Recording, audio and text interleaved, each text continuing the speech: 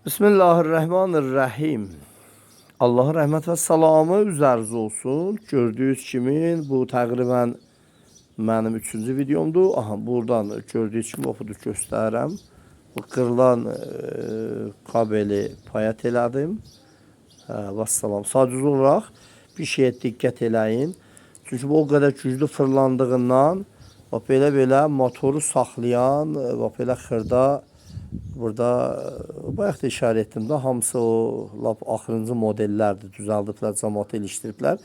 Yəni belə çıxılı şirma şeylərdir. Güya ki bura payət eləyiblər, deyəndə yapışdırıblar bura ki motoru saxlasın. Bu da o qədər sürətlə hərəkət etdiyinə görə basıb onları qırıbdır.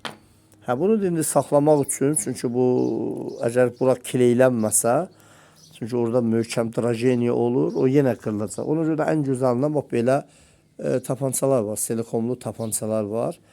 Ən gözəli buradan deyək ki 3-4 yerdən, deyək bax bir bu böyürdən, bir bu böyürdən, bir də qarşıdan. Hələ olsa motorun özünə də 2 yerdən vurun ki, qoy lap 100% karantili olsun ki, qaçmasın o yana bu yana.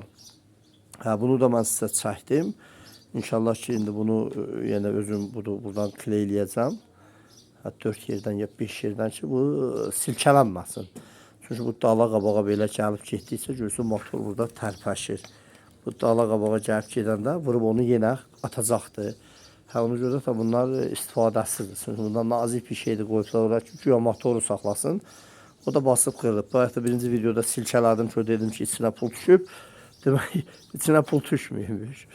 İçinə bu həmin gördüyünüz bax bu yarımçıq detallar kırılıbmış, düşürmüş onun içine, orada tıkkıltı eləyirmiş. Bunu açandan sonra gördüm ki, bunlardır. Bunlar da atın bir tərəfə, çünki onlar daha lazım deyil. Əsas önemli budur, qəşək silikonla qəşək kileyləyin, qoy möhkəm olsun. Allah sizə yardımcı olsun. Allah sizləri qorusun.